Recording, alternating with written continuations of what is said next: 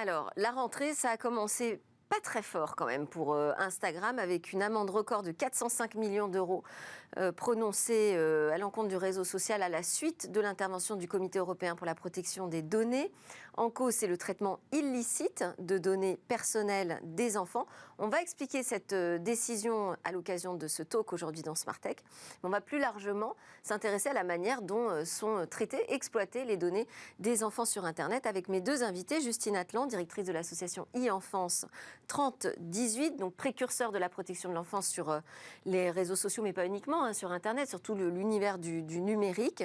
Une association agréée par le ministère de l'Éducation nationale, donc qui opère le 3018, un numéro de téléphone gratuit, anonyme, que vous pouvez appeler pour signaler des violences numériques, que vous soyez une jeune victime ou les parents de cette victime.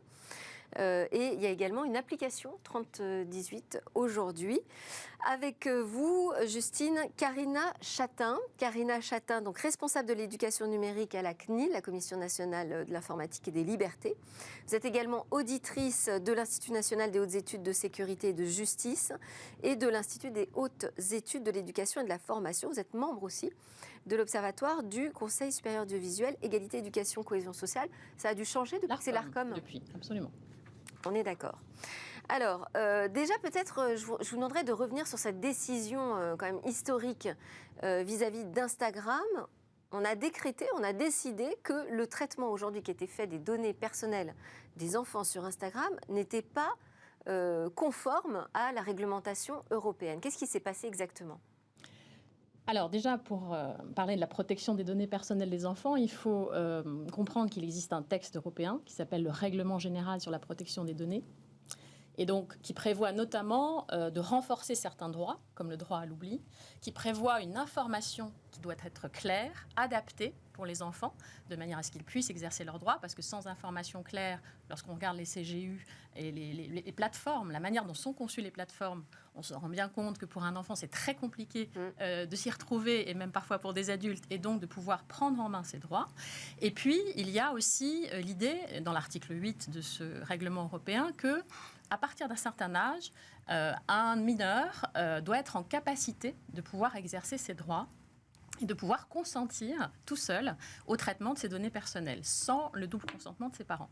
Donc ça, c'est ce que prévoit le Règlement général sur la protection des données. C'est vrai qu'on oublie un petit peu trop vite que le RGPD concerne aussi la protection des mineurs sur Internet. Absolument. Et c'est d'ailleurs la première fois que dans le droit européen de la protection des données personnelles, on trouve des dispositions spécifiques pour les enfants. Donc ça, c'est ce qui concerne le droit. Maintenant, bien sûr, le droit doit être appliqué. Et la CNIL est là, et les CNIL européennes, puisque vous parlez du CEPD, donc les CNIL en Europe, sont là pour faire respecter l'application de ce droit. En l'occurrence, donc, il a été considéré que Meta, donc la maison mère d'Instagram, avait, utilisé les données personnelles des mineurs de manière illicite. C'est-à-dire que très concrètement, ils ont permis que les informations personnelles de mineurs qui avaient un compte personnel sur Instagram, je parlais des youtubeurs par exemple, des enfants youtubeurs, avaient été publiés. Et donc quel type de données personnelles exactement ? Alors ça peut être l'adresse électronique, ça peut être le numéro de téléphone, tout cela ce sont des données personnelles. Parce qu'il faut bien comprendre que le concept de données personnelles est très large. En fait, il recouvre énormément d'informations personnelles. Et parmi ces données personnelles, on trouve aussi des données sensibles. C'est encore une étape supplémentaire, je dirais, dans l'importance de ces données. Et donc, le Comité européen de la protection des données, qui a deux missions. Faire travailler ensemble les autorités de protection des données en Europe, et deux, veiller à l'application cohérente de la loi, donc du règlement. Eh bien, ce comité est venu finalement corriger quelque part la première décision qui avait été prise par l'autorité irlandaise de protection des données, et qui finalement s'était rangée du côté de Meta en disant faire reposer ce traitement de données sur l'exécution du contrat et l'intérêt légitime, ça nous va bien.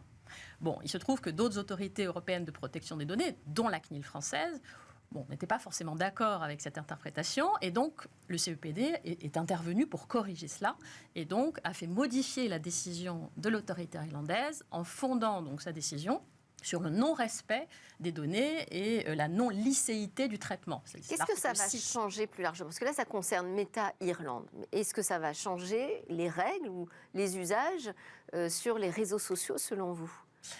Écoutez, évidemment, bon, c'est une amende qui est importante par son montant, puisque plus de 400 millions d'euros, c'est quand même significatif. C'est aussi une amende importante parce que dans l'opinion publique, on voit quand même une prise de conscience progressive de la question de la protection des données personnelles. Alors, si on parle des États-Unis, on a par exemple des initiatives qui tendent à s'inspirer du RGPD. Donc, on a la chance en Europe d'avoir ce cadre juridique très protecteur des données personnelles, mais ce n'est pas le cas partout dans le monde. Il se trouve qu'on a par exemple aux États-Unis un code californien, le Californian Act, qui s'inspire du code de l'âge anglais.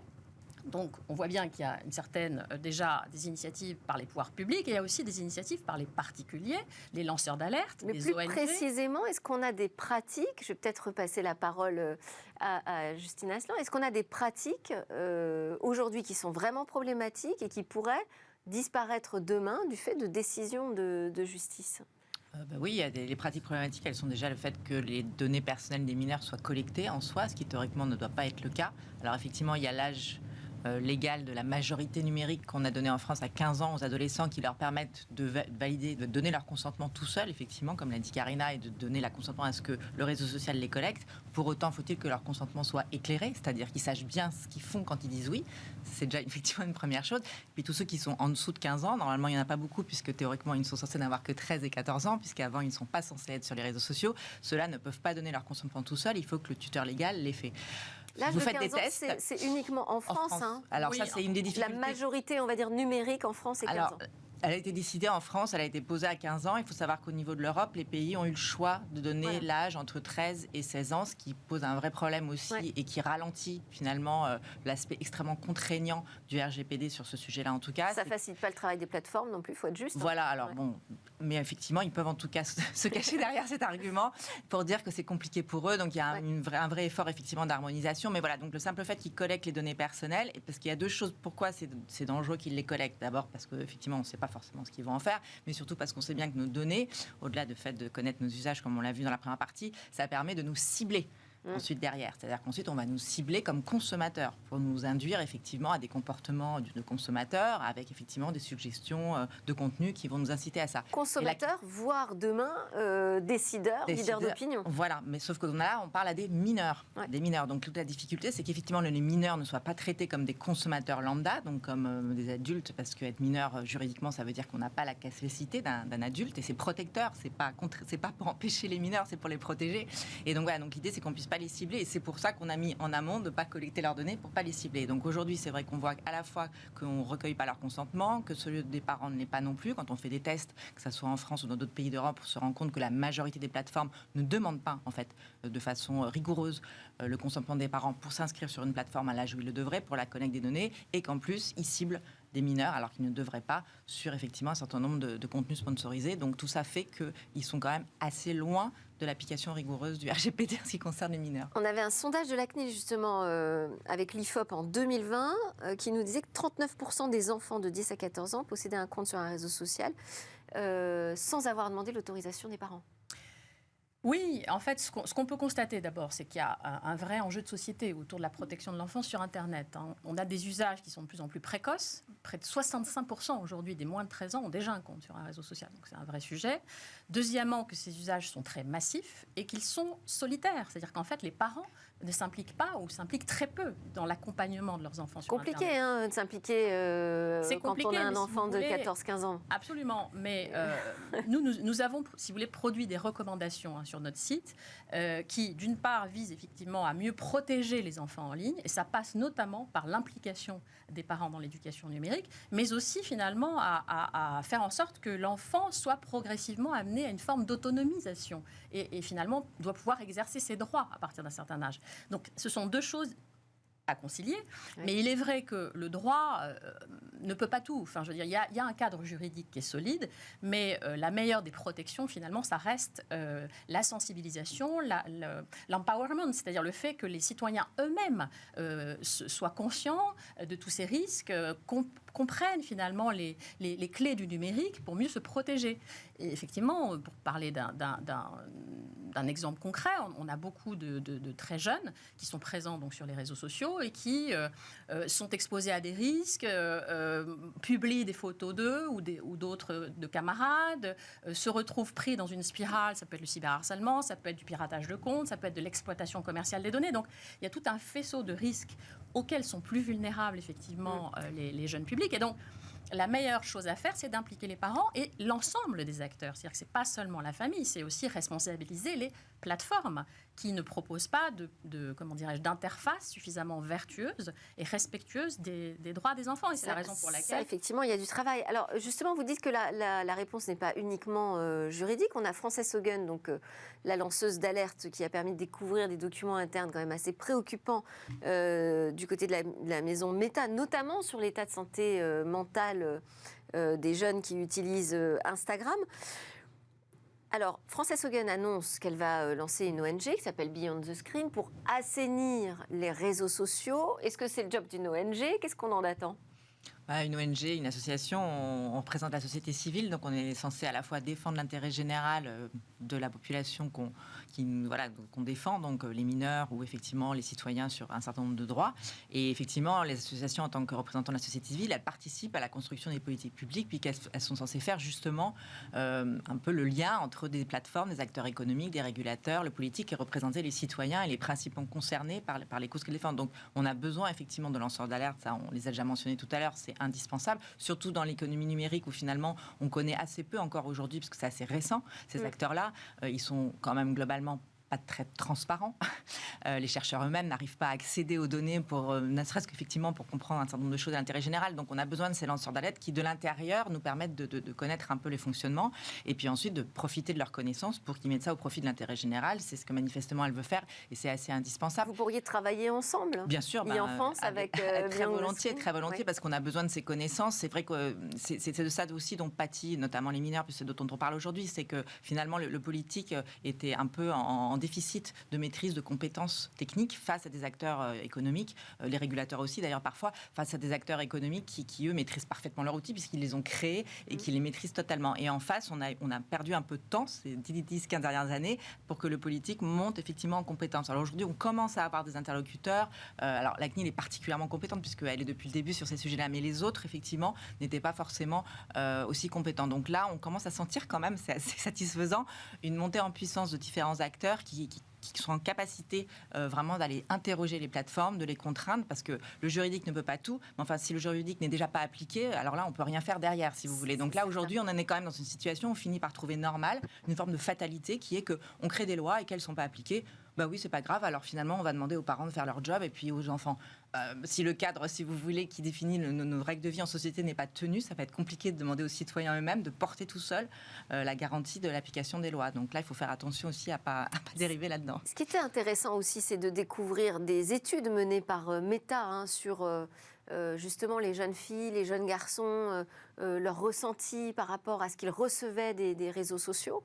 Est-ce qu'on pourrait imaginer imposer, parce qu'on parle beaucoup aujourd'hui de la question de l'audit des algorithmes, est-ce qu'on pourrait aujourd'hui imposer des études d'impact qui seraient donc transparentes, communiquées, menées par ces plateformes sur leurs utilisateurs ?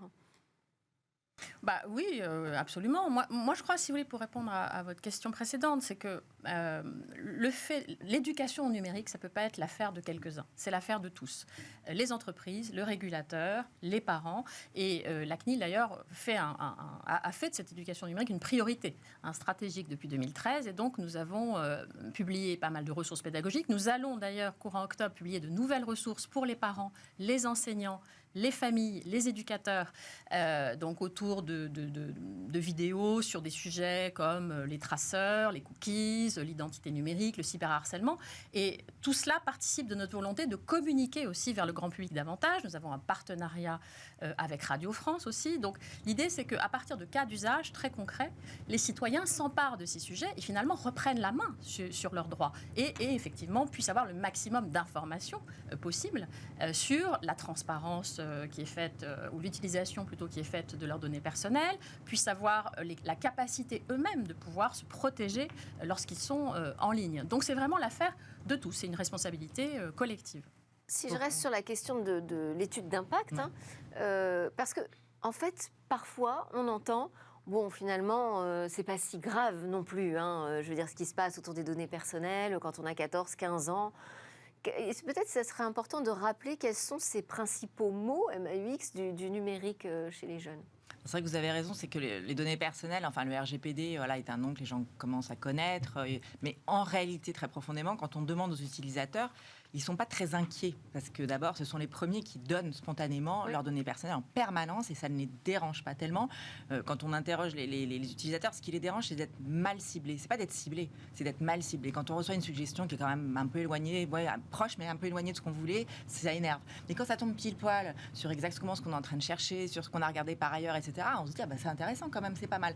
Donc, quand en face, on a un bénéfice, on est prêt à donner. Donc ça, c'est tout ça qui est aussi effectivement à avoir et à construire. Et ça rejoint un peu ce qu'on disait tout à l'heure sur les smart cities. Et donc c'est vraiment cette confiance et cette adaptation qu'on doit travailler. Après, sur l'impact effectivement des réseaux sociaux sur la santé mentale des jeunes qui a été révélé effectivement par la lanceuse d'alerte sur Instagram. D'abord, pour savoir si on pourrait faire des études d'impact, évidemment qu'on pourrait, puisque la preuve en est, c'est que les plateformes elles-mêmes le font en interne et qu'elles arrivent à le mesurer très précisément.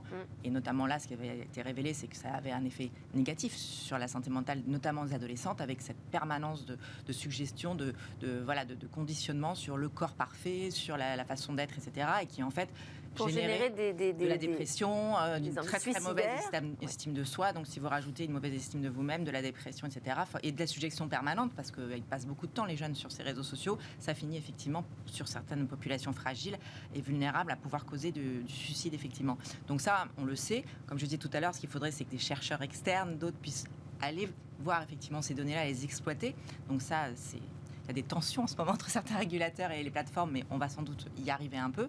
Donc voilà, donc c'est vrai que les mots, effectivement, des MAUX, des réseaux sociaux, on en parle. Il y en a beaucoup de très différents. Il y a effectivement des violences très agiles, très directes, des agressions, des insultes, de la diffusion, effectivement, de données personnelles sans le consentement, des contenus d'images, de vidéos.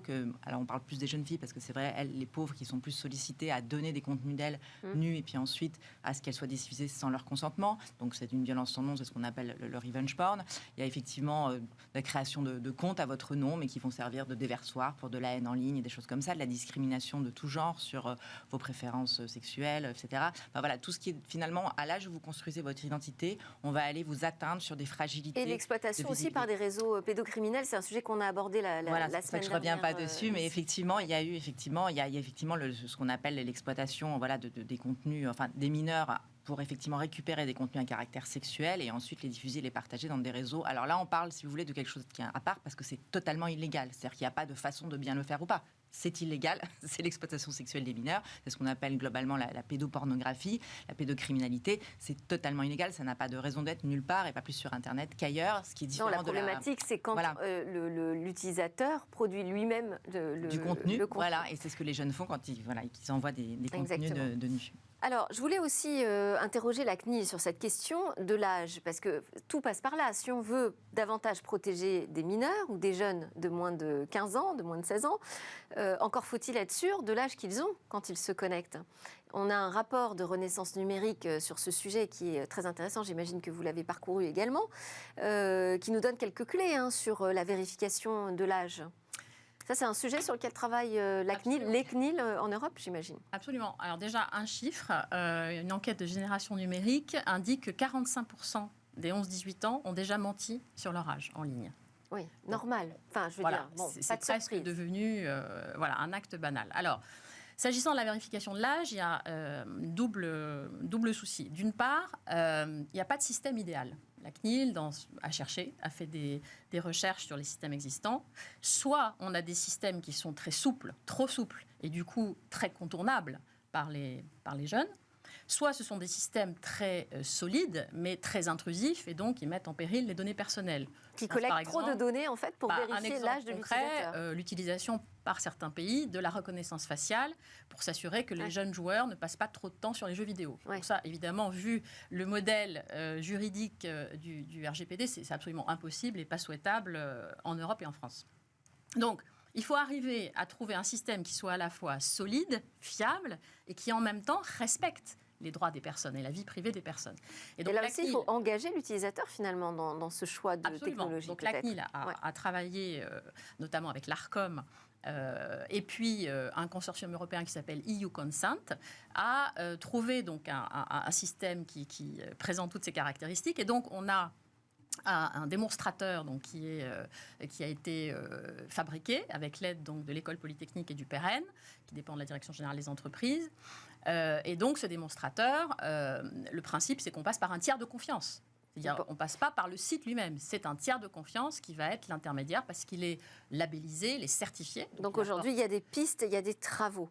Je vais être obligée de vous interrompre parce qu'on est déjà à la fin du temps qui nous est imparti pour ce talk. Merci beaucoup à toutes les deux. Justine Atlandi, Enfance 3018 et Karina Chatin de la CNIL. Je rappelle quand même qu'il y a des numéros, donc 3018 pour faire des signalements. Il y a la plateforme Pharos, point de contact aussi. Les actions de sensibilisation de la CNIL, vous les avez évoquées. Merci beaucoup à toutes les deux. On continuera évidemment cette conversation dans Smart Tech. Mais maintenant, je vous propose de partir sur l'actu des cryptos.